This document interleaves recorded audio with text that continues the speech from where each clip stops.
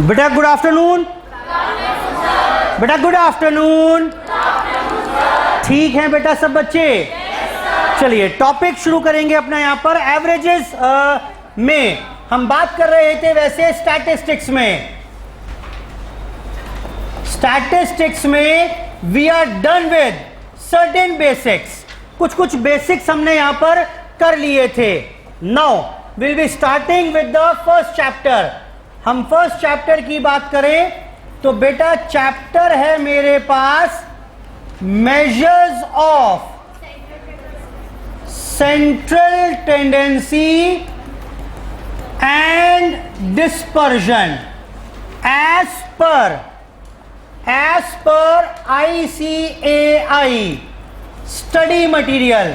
अगर हम बात करें तो यह है मेरे पास चैप्टर का पूरा नाम, measures of central tendency and dispersion. मैंने क्या किया हुआ है, इस चैप्टर को दो टुकड़ों में अलग अलग तोड़ा हुआ है, मेजर्स ऑफ सेंट्रल टेंडेंसी और दूसरा टॉपिक जो पढ़ेंगे वो पढ़ेंगे बेटा मेजर्स ऑफ डिस्पर्जन। क्लियर है बात? तो पहले मैं सिर्फ चर्चा करूंगा मेजर्स ऑफ सेंट्रल टेंडेंसी की, और जब वो खत्म हो जाएगा तो अलग चैप्टर है मेरे पास यहां पर डिस्पर्जन। ऑल्सो स्टडी मटेरियल में सब एक साथ इकट्ठा करके दिया हुआ है। ठीक, दूसरी बात, ये जो चैप्टर आप देख रहे हैं, इसी चैप्टर के, ये तो पता ही है सबको कि हमारे पास पैटर्न कौन सा है बेटा, पेपर का पैटर्न क्या है बेटा, MCQ पैटर्न है। यानी बड़े क्वेश्चंस मुझे नहीं करने, करेंगे हम क्लास में, बट यस वो एग्जाम के दृष्टिकोण से बहुत ज्यादा रेलिवेंट नहीं है। हम क्या करेंगे, मैं चैप्टर कराऊंगा, कॉन्सेप्ट बताऊंगा। ये स्टैटिस्टिक्स वो स्टैटिस्टिक्स नहीं है जो आपने क्लास 11th में पढ़ी थी। वहां डेटा दिया होता था, AM निकाल दो, स्टैंडर्ड डेविएशन निकाल दो, कोरिलेशन निकाल दो। यहां वो सब नहीं आएगा।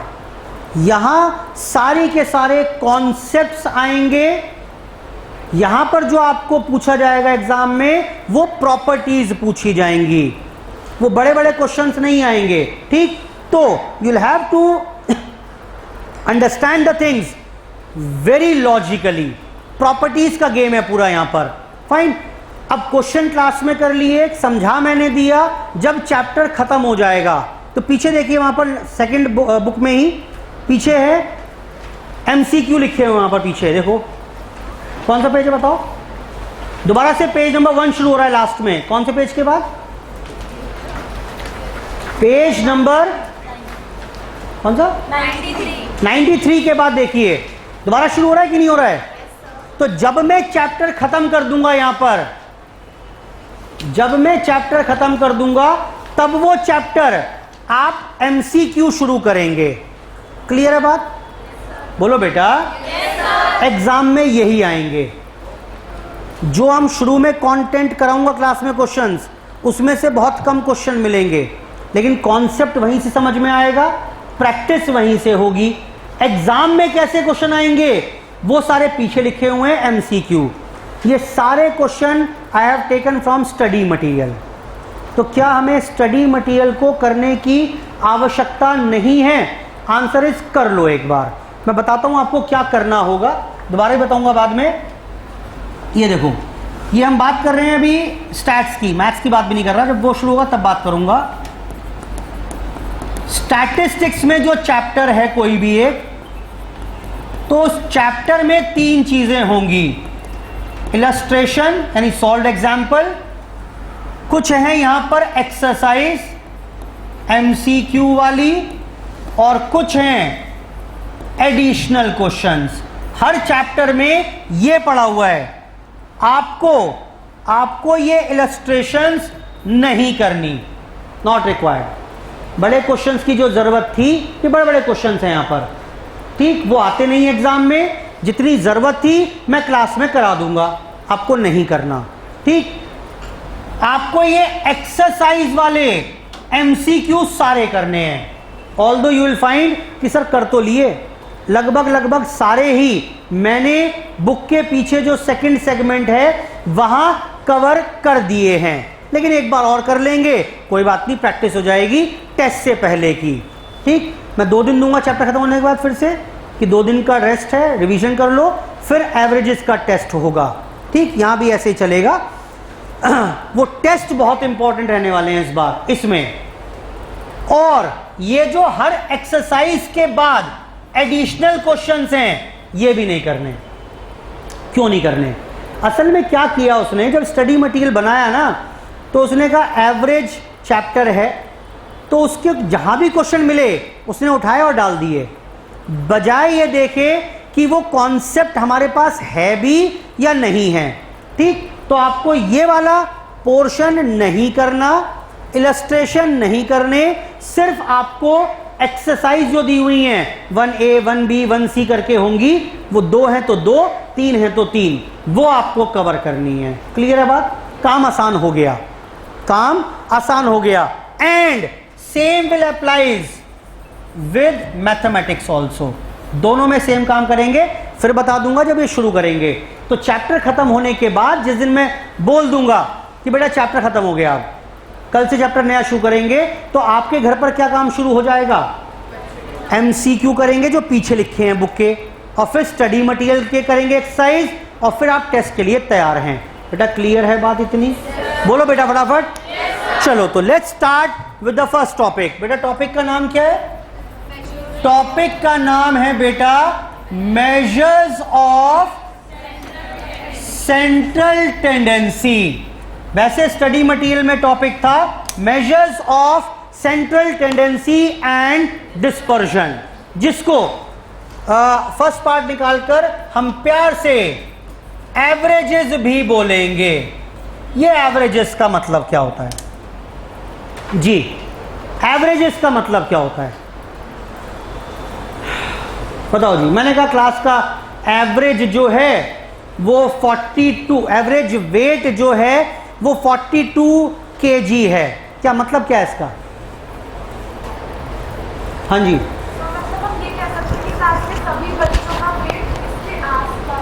ठीक है सर, इसका मतलब कुछ ऐसा हो गया, अगर आप एवरेज बोल रहे हो कि एवरेज क्लास का 85% रिजल्ट है, तो इसका मतलब लगभग सबके 85 के इर्द गिर्द मार्क्स होंगे।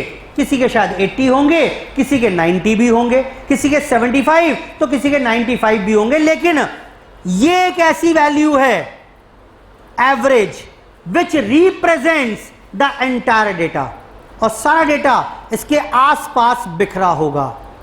कुछ के 85 भी होंगे, कुछ के 85 भी होंगे, कुछ के कम होंगे, कुछ के ज्यादा होंगे। ये एक ऐसी वैल्यू है विच रिप्रेजेंट्स द एंटायर डेटा। मैंने कहा मेरे बच्चे जो क्लास में हैं, उस क्लास का एवरेज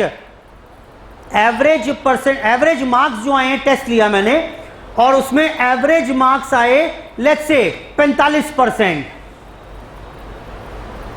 बताओ बेटा कुछ कहना चाह रहे हो क्या? हाँ सर, हम ये कहना चाह रहे हैं कि आप नालायकों की फौज लेके घूम रहे हो। मैंने कुछ नहीं बताया बच्चों के बारे में।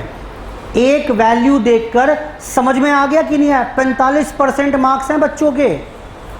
मैंने कहा बेटा मेरी क्लास में जो बच्चे हैं ना, उनका एवरेज वेट 12 किलो है। क्या समझ में आया? ओहो सर, आपने इसका मतलब नर्सरी के बच्चे पढ़ाने भी शुरू कर दिए। मैंने कुछ नहीं बताया था आपको। ये एक वैल्यू है जिसने पूरे डेटा को रिप्रेजेंट कर दिया। आई होप ठीक है बात ये। तो एवरेज इज द वैल्यू, और क्योंकि बाकी सारी वैल्यूज इससे आसपास फैली होंगी, कुछ यहां भी होंगी, ये कहीं मिडिल में होगी, इसीलिए इसको क्या कहते हैं? इसीलिए इसको कह पाइएगा मेजर, नापना, क्या? Of central tendency. कि टेंडेंसी क्या है डेटा की, उस डेटा में कहीं सेंट्रल पॉइंट कहां है, तो दैट इज कॉल्ड एवरेज। तो एवरेज का मतलब average is the value which represents the entire data, जो पूरे डेटा को रिप्रेजेंट करे, जो पूरे डेटा को रिप्रेजेंट करे, उस वैल्यू को कह देंगे एवरेज वैल्यू।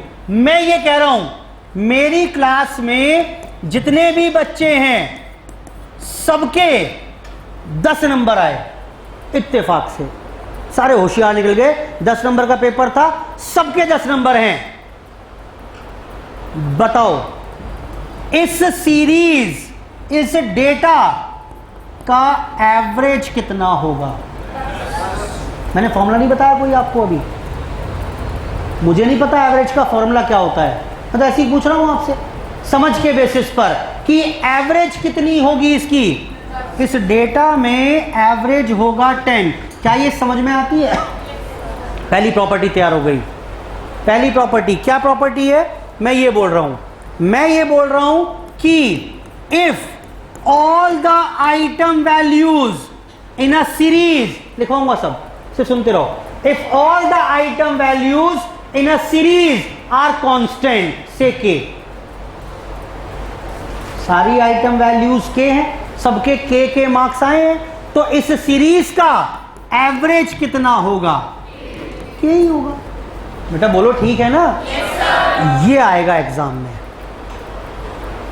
मैं आपको सिर्फ एक ग्लिम्स दे रहा हूं कि एग्जाम में ये सब आएगा, और कुछ भी रट नहीं सकते आप। फॉर्मूले हैं लेकिन प्रॉपर्टीज समझनी ही पड़ेंगी। एक प्रॉपर्टी को 50 तरीके से घुमा फिराकर पूछेगा। वो पूछेगा if all item values are constant then average is 1, 0, can not be computed, या के। क्या कहोगे? क्लियर है बात? अच्छा, और सुनिए, मैंने आपसे कहा किसी भी सीरीज का, ये एक सीरीज है, इस सीरीज का मैंने एवरेज निकाला, वो क्या 0 आ सकता है? Average of a series. अब जल्दीबाजी कंक्लूजन्स मत ड्रॉ करो। एवरेज ऑफ अ सीरीज 0 हो सकता है क्या? एग्जाम्पल,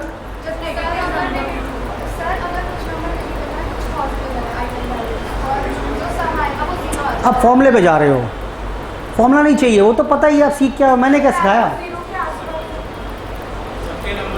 सबके नंबर 0 हैं भाई। इससे सिंपल एक्सप्लेनेशन क्या होगी? सब बच्चों के नंबर 0 हैं तो एवरेज भी कितना आएगा?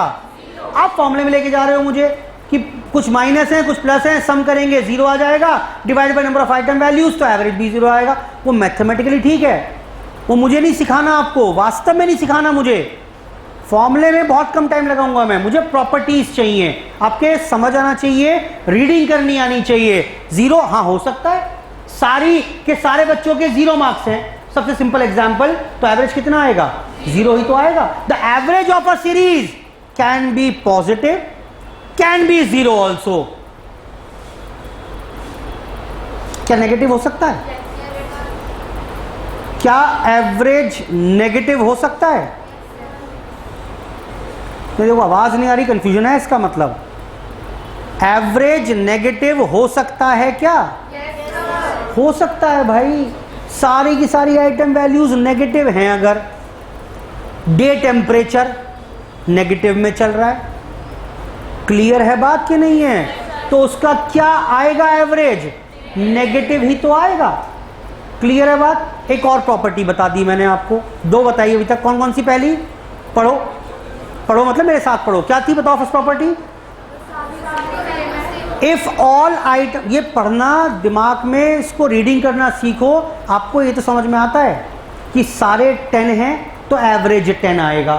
आपको ये दिमाग में सिग्नल नहीं मिलता जब मैं बोलूंगा if all item values are constant say K, आपको ये लाइन पकड़नी है, वरना आपको कॉन्सेप्ट पता है, एमसीक्यू का मतलब नहीं निकाल पाओगे। If all the item values are constant say K, then average of the series will also be K. बेटा बोलो, average of a series can be positive, negative, और it can be 0 also. Logical है कि नहीं है? अभी कोई formula नहीं किया मैंने, मैं फॉर्मूला शुरू भी नहीं कराऊंगा आज, मैं ऐसे ही घुमाऊंगा यहां से वहां भी फिलहाल आपको, ठीक। पूरे सिर्फ एवरेज वर्ड के इर्द गिर्द घुमाऊंगा आपको, आपके दिमाग में सेटल हो कि बिना फॉर्मूले के कॉन्सेप्ट बिल्डिंग कैसे करनी है।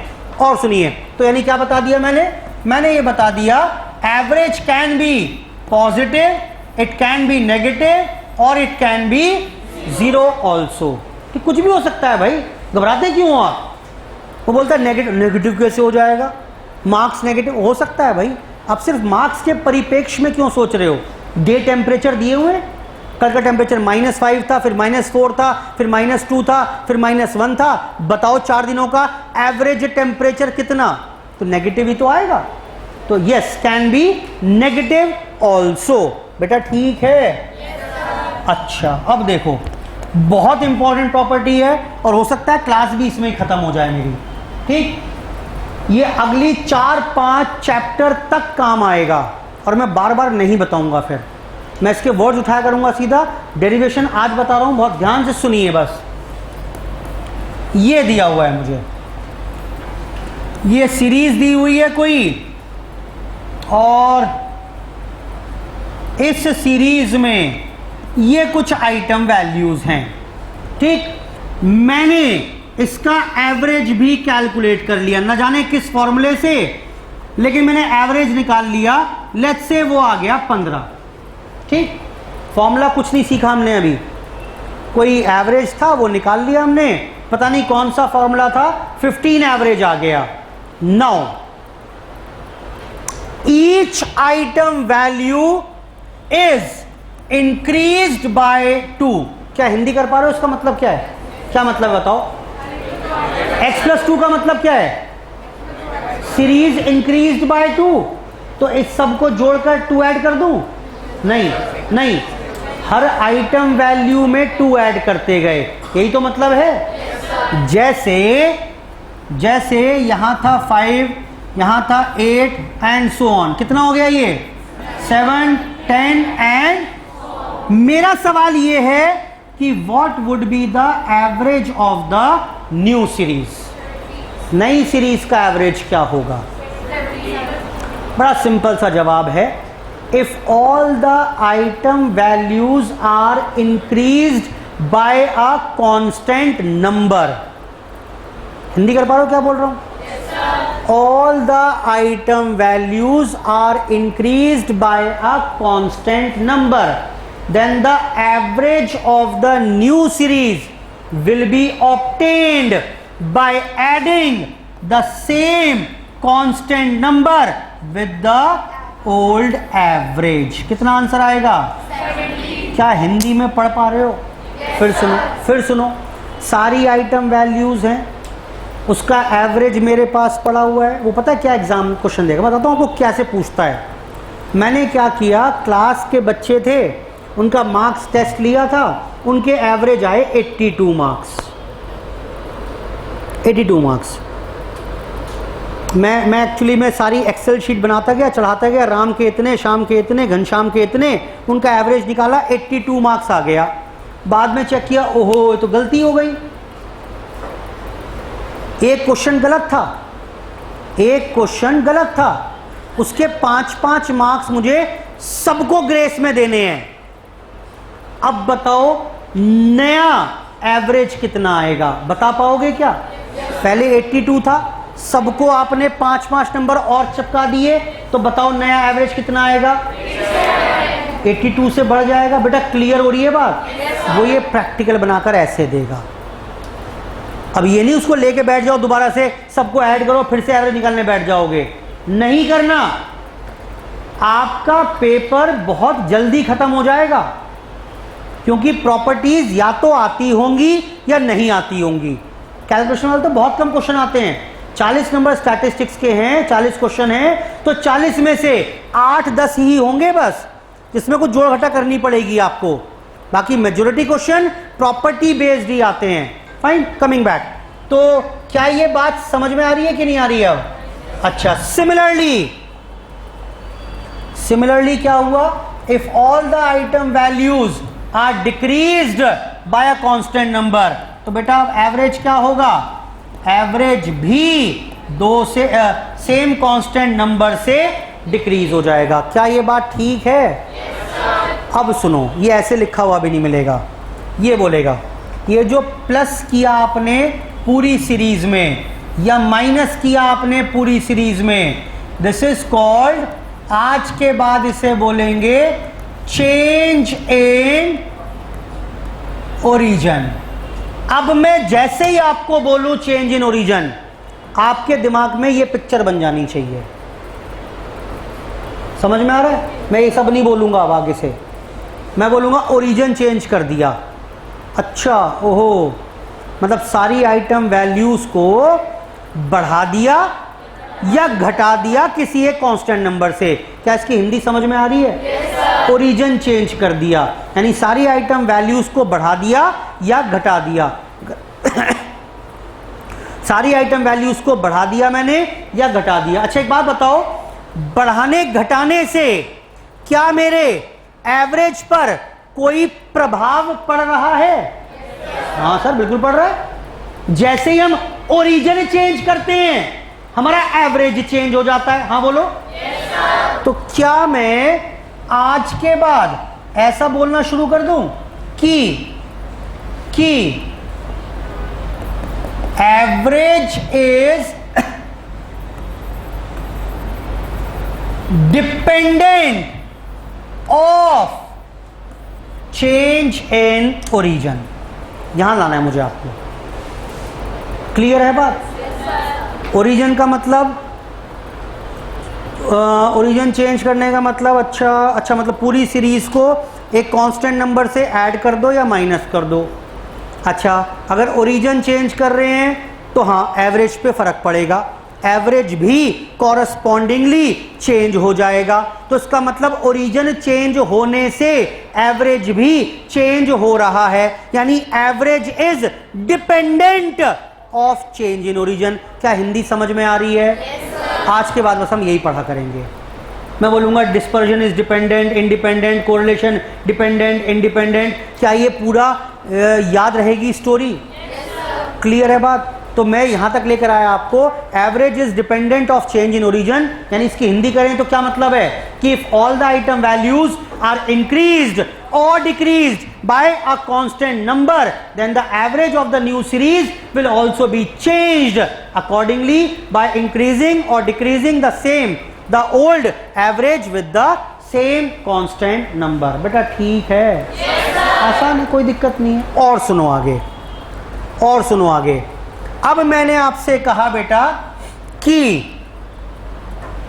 all the item values are multiplied by 5। वहीं पे चल रहे हैं आगे कहानी लेकर। बताओ जी एवरेज कितना हो जाएगा? यस, प्रॉपर्टी कहती है average will again be multiplied by, कितना हो गया बेटा? समझ में आ रहा है? 5 था तो कितना हो, यहां हो गया था 2, यहां कितना हो जाएगा बेटा? बोलो। 8 में से 3 गए 5, 40। सिर्फ एग्जाम्पल दिमाग में सेट हो जाए इसलिए 2-3 फिगर्स लिखकर दिखा दी। अब ये मत करने बैठ जाना सबको 5 से मल्टीप्लाई किया फिर नई सीरीज बनाई पूरी, उसमें एवरेज के फॉर्मूले चिपकाए और तब नया एवरेज निकाला। जरूरत ही नहीं है भाई, जरूरत ही नहीं है। इफ ऑल द आइटम, पढ़ना क्या लिखा हुआ है ये, if all the item values are multiplied by a constant number, then the average of the new series will be obtained by multiplying the same constant number with the old average। बेटा ठीक है? Same applies to division also। मान लेते हैं x को divide किया 4 से, बताना एवरेज कितना हो जाएगा? 15 divide by 4, how much? 3.75 point में हो सकता है, एवरेज पॉइंट में हो सकता है, कोई दिक्कत नहीं है, कोई दिक्कत नहीं है, कोई दिक्कत नहीं है। नंबर ऑफ स्टूडेंट्स, मेरी 5 क्लास हैं। एक सीए फाउंडेशन का सुबह बैच है, एक ऑनलाइन बैच है, सीए इंटरमीडिएट का एक बैच है, सीए इंटरमीडिएट का एक ऑनलाइन बैच है। एग्जाम्पल बता रहा हूँ मैं, और सब में अलग अलग बच्चे हैं। उन सब का मैंने एवरेज निकाला वो आ गया 32.5। हो सकता है क्या? हाँ, नंबर ऑफ स्टूडेंट्स 32.5 हो सकता है क्या? मुंह उठा के कुछ भी बोल दो बस। क्यों नहीं हो सकता भाई? एक क्लास में 10 बच्चे हैं, एक में 9 हैं, उसका एवरेज कितना आएगा?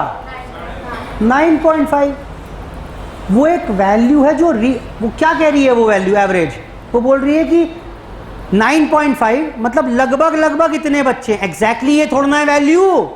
अरे बोलो भाई, average value is the representation only. Point में हो सकता है negative, positive, zero, and it can also be a fractional value. Integer, fractional, समझ में आता है? इंटीजर, फ्रैक्शनल भाई पढ़ा है मैंने। इंटीजर क्या होता है? इंटीजर क्या होता है? जो पॉइंट में नहीं हो सकता। और फ्रैक्शनल वैल्यू क्या होती है? जो पॉइंट में हो सकती है। यही चलेगा मेरा पूरा स्टैट्स में, हर जगह वो वर्ड इंटीजर और फ्रैक्शनल यूज करता है। वापिस आओ, तो फिर से वही बात हो गई जी। एवरेज पॉइंट में, sorry, if all the item values are divided by a constant number, then average of the new series कैसे मिलेगा? By dividing the same constant number with the old average. बेटा ठीक है। अब ये जो मैंने मल्टीप्लाई डिवाइड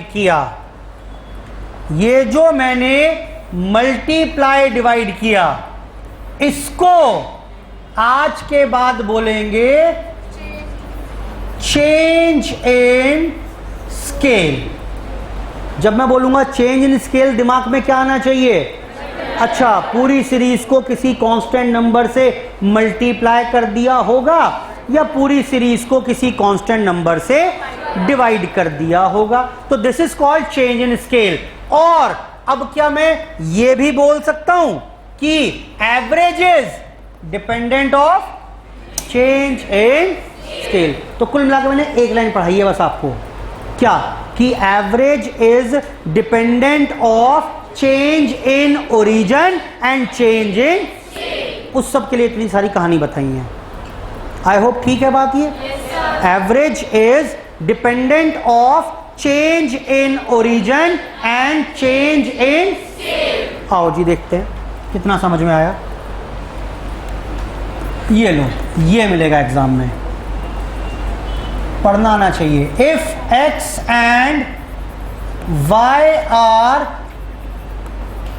टू वेरिएबल्स, हर चैप्टर में मिलेगा क्वेश्चन ये। Related as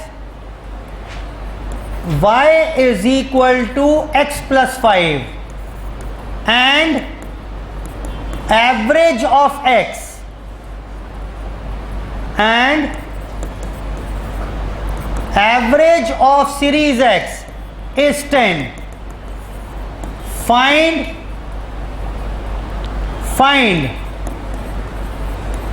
average of series y। देखो, हिंदी करना सीखो, इसको पढ़ना सीखो। ये लिखेंगे अभी एग्जाम्पल, आप लिखेंगे वहीं प्रपोजल में। ये पहला एग्जाम का क्वेश्चन है। सुनिए क्या बोल रहा है। X and y are two variables, उनमें रिलेशनशिप दिया हुआ है। रिलेशनशिप क्या है? वाई इज इक्वल टू, इसका मतलब क्या है? अच्छा, ओहो, ये एक्स एक सीरीज होगी, मैंने एक नई सीरीज बनाई y। जानते हो कैसे बनी? x और y में रिलेशन क्या है बताओ फटाफट से। x में 5 ऐड करते गए, ओ ये तो पता है हमें पहले। x में 5 ऐड करते गए, उसने उसे नया नाम दे दिया। इस बार नाम क्या दे दिया इसने इसे? बोलो बेटा, y दे दिया। ठीक है जी, चलो आगे बताओ। तो ये बना दिया जी हमने। अच्छा ठीक, फिर और क्या चाह रहे हो? फिर मैं ये कह रहा हूं आपसे कि भाई साहब बता रहा हूं मैं आपको, इसका जो एवरेज है एक्स सीरीज का 10 है, तो कृपया करके मुझे सीरीज y का एवरेज बता दीजिए। कोई दिक्कत है क्या? प्रॉब्लम है, ये पढ़कर समझना, मतलब समझ में आना चाहिए इसका। यहां तक एग्जाम के क्वेश्चन तक पहुंचने के लिए मैंने ये सारी कहानी पहले बताई आपको। आई होप ठीक है, because average is dependent of change in scale and change in origin. तो जहां जहां x को चेंज करोगे, जो नई सीरीज बनेगी उसका एवरेज भी अकॉर्डिंगली चेंज होता जाएगा। बेटा ठीक है। अब आप एक काम करो फटाफट से, यानी मैं इसको ऐसे लिख दूं, देखना आज के बाद कि y is equal to, presentation करनी नहीं है मुझे, आप जैसे भी रफ में करके आंसर निकाल देना, लेकिन समझ के लिए दिमाग में क्या करोगे, y equal to x plus y था, हाँ बोलो।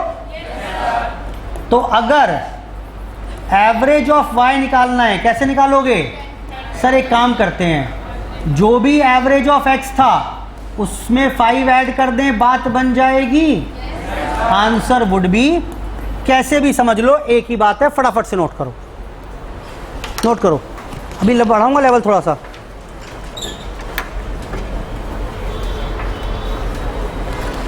इसमें भी और वैरायटी क्रिएट करेंगे थोड़ी सी। वहीं पर बुक में ऑपोजिट साइड पर लिखेंगे।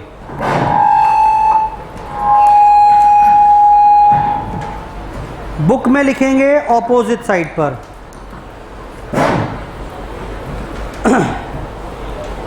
एवरेज बुक में ऑपोजिट साइड पर लिखेंगे इसको।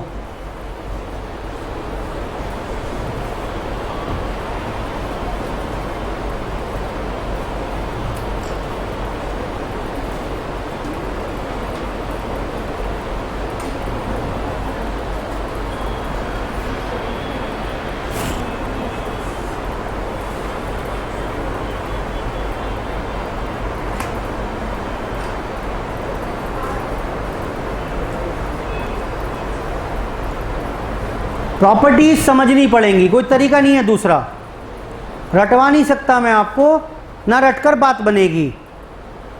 रट के तो घूमते रह जाओगे बस, यहाँ ऐसा क्यों और कहीं और कैसा क्यों। कहीं बोलूँगा मैं डिपेंडेंट है, इस चैप्टर में बोलूँगा कि वो चैप्टर इंडिपेंडेंट है, कहीं बोलूँगा मैं ओरिजिन पर डिपेंडेंट है, स्केल पर इंडिपेंडेंट है। तो वो समझना ही पड़ेगा, समझना ही पड़ेगा ऐसा क्यों हो रहा है। फिलहाल तो इसे नोट करो।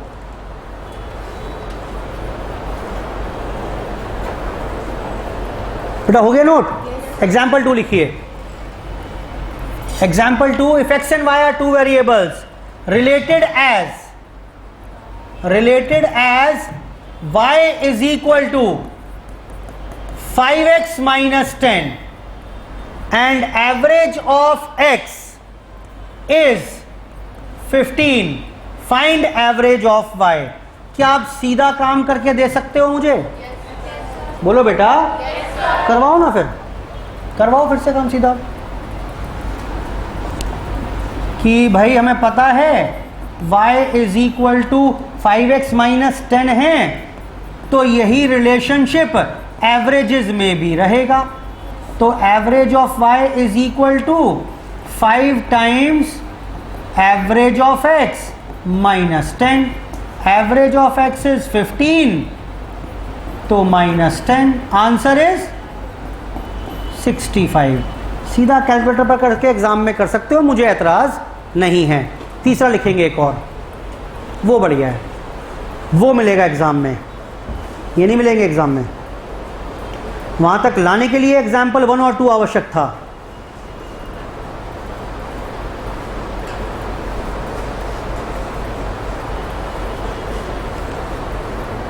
लिखें, if x and y are two variables related as, example 3, related as 2x plus 3y minus 12 equal to 0, average of x is 18, find average of y। ये मिलेगा एग्जाम में। सर ये क्या कह दिया आपने, समझ ही नहीं आ रहा है। तो अच्छा खासा चल रहा था क्वेश्चन, हमें लग रहा था आ गया समझ में, ये क्या ही विस्फोट कर डाला।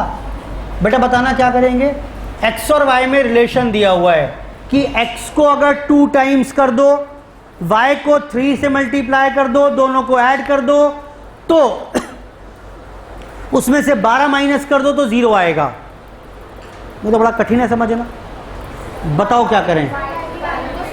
यस, एक काम करते हैं ना, y को एक्सप्रेस कर लें इन टर्म्स ऑफ x, बात खत्म हो जाएगी। जैसे 2x plus 3y minus 12 equal to 0 can be written as y is equal to 12/3 minus 2/3x। बताना बेटा ठीक है क्या? अब तो ये ट्रेडिशनल क्वेश्चन बन गया, अब तो ये ऑर्डिनरी क्वेश्चन बन गया। कर लो फटाफट से।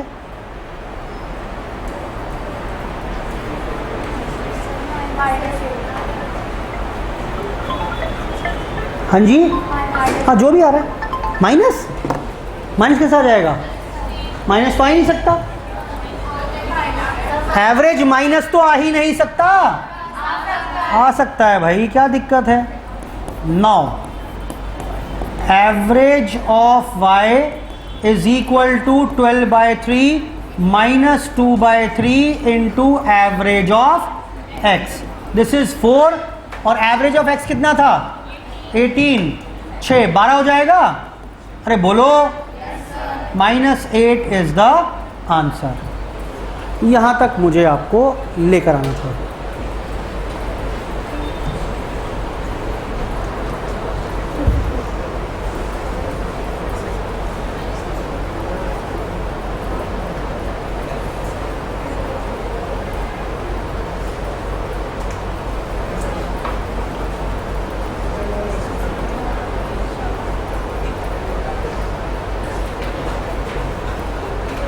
बेटा बढ़े क्या?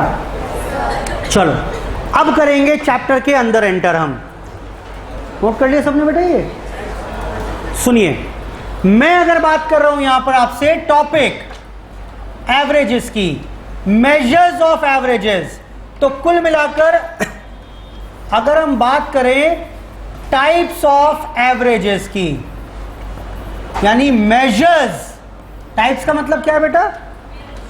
तरीके, यानी मेजर्स। और एवरेजेस क्या था? ये सेंट्रल, बेटा चैप्टर के नाम पर पहुंच गए ना, मेजर्स ऑफ सेंट्रल टेंडेंसीज, यानी टाइप्स ऑफ एवरेज की बात कर रहे हैं। तो कुल मिलाकर हमारे पास जितने भी एवरेजेस हैं, हम उन्हें दो कैटेगरी में डाल पाएंगे। या तो कहेंगे इन्हें मैथमेटिकल एवरेजेस, या बुलाएंगे इन्हें हम positional averages. Now what is mathematical? ये व्हाट का जवाब बाद में दूंगा। कौन कौन से आएंगे? 3 एवरेजेस इसमें कवर होंगे। AM नाम सुना है कि नहीं सुना है? क्या होता है ये? Arithmetic mean. दूसरा GM, geometric mean. And last one is HM मतलब harmonic mean. When it comes to positional averages, तो यहां पर आ जाएंगे दो, एक median and the other one is, ये है मेरा पूरा टॉपिक। बनाओ से ऑपोजिट साइड पर। समरी ये पढ़ना है मुझे पूरे चैप्टर में। वहीं पे सब बुक में बनाओ, बुक में ही करो सब काम, सब यहीं इकट्ठा हो जाएगा आपका। शुरू में मैंने हर चैप्टर में शुरू में पहले प्रॉपर्टीज लिखी हुई हैं और बाद में क्वेश्चन छापे हुए हैं। सब वहीं बनाओ, ऑपोजिट में ज़्यादा बेहतर रहेगा। सारी कंपाइलेशन एक साथ इकट्ठी रहेगी आपकी। जब रिवीजन करोगे तो ज़्यादा मशक्क़त नहीं करनी पड़ेगी, और जितनी बातें लिखवा रहा हूँ वो सब एग्ज़ाम में पढ़ के जाएंगे। 3 मैथमेटिकल एवरेज हैं, 2 पोजिशनल हैं। कुल मिलाकर चैप्टर को मैंने यानी 2 टुकड़ों में डिवाइड कर दिया और उनके भी फर्दर 5 ब्रेकअप हो गए। ये 5 टॉपिक मुझे 1 बाय 1 यहां पर आपके साथ कवर करने हैं। ये 5 टॉपिक मुझे आपके साथ अब 1 बाय 1 कवर करने हैं। स्टार्ट करेंगे। पहले पढ़िए मेरे साथ थोड़ी सी बातें यहां तक की।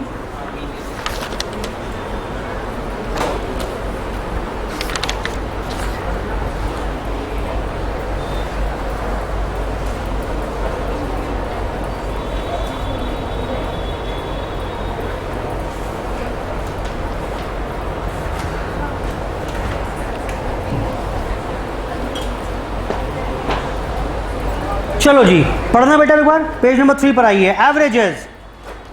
Average is a simple value. कुछ भी याद करने मत बैठना, तो कुछ नहीं आना डेफिनेशन वगैरह, एमसीक्यू पेपर है, सिर्फ समझ के लिए है। पढ़िए। Average is a simple value, एक ऐसी value which is reused to represent all the values in a series. Since the average lies between the 2 extremes largest and smallest, it is sometimes called as measure of central tendency. Types of averages कितने हो सकते हैं? या तो mathematical होंगे। Mathematical कौन कौन से? Am, GM, HM. पोजिशनल कौन से? लिखो अर्थमेटिक मीन के आगे एएम ब्रैकेट में, जीएम, एचएम। मीडियन को रिप्रेजेंट करेंगे एम से और मोड को रिप्रेजेंट करेंगे जेड से। जेड, ये रहा जेड। ठीक है जी। आओ common properties. Impact of change in origin. Origin का मतलब क्या था? लिखो उसके ऊपर प्लस माइनस साइन लगाओ। प्लस माइनस ओरिजिन के ऊपर, ओरिजिन का मतलब प्लस माइनस साइन की बात कर रहे हैं। पढ़िए। If all the item values in a series are increased और decreased by a constant number, then average of the new series will be obtained. कैसे मिलेगा? बाय एडिंग और subtracting the same constant number with the, in other words average is dependent of change in scale origin. समझ में आती है बात अब ये? नेक्स्ट पढ़िए। Change in scale. लिखो स्केल के ऊपर, क्या मतलब है इसका? मल्टीप्लाई डिवाइड, मल्टीप्लाई डिवाइड, ये लिख लेना इसके ऊपर। If all the item values in a series are multiplied और divided by a constant number, then the average of the new series will be obtained. कैसे मिलेगी एवरेज?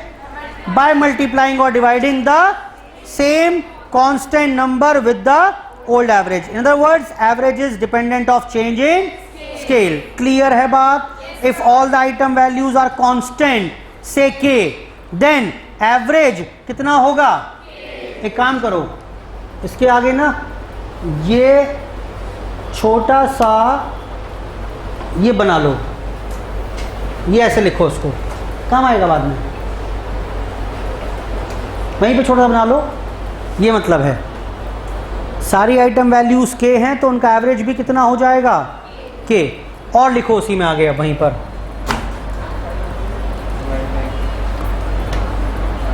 यहीं लिख लो। Average of a series can be positive, it can be negative और it can be zero also. ये पढ़ा दिया मैंने आपको, लिख लो वहीं पर। एवरेज कुछ भी हो सकता है, पॉजिटिव, नेगेटिव, जीरो, कुछ भी हो सकता है।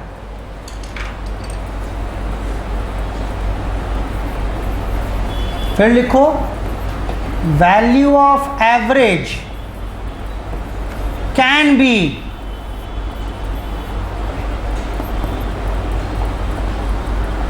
इंटीग्रल या नॉन इंटीग्रल। नॉन इंटीग्रल का मतलब क्या होता है? नॉन इंटीग्रल कह लो या फ्रैक्शनल कह लो। लिखवाने का उद्देश्य यही है कि दिमाग में भी सेट हो जाएंगी बातें। कई बार तो डाउट ये हो जाता है नेगेटिव कैसे आ गया, ज़ीरो कैसे आ गया, ये तो हो ही नहीं सकता। हो सकता है भाई, कुछ भी हो सकता है। जो बातें हो सकती हैं वो सारी मैंने यहाँ पर लिखवा दिया आपको। बेटा क्या यहाँ तक की बात ठीक है? चलिए, ये एक वर्ड था हमारे पास सिर्फ, एवरेजेस। सिर्फ एक वर्ड उठाया मैंने, एवरेजेस, और जिसकी चर्चा मैंने आपके साथ कर दी।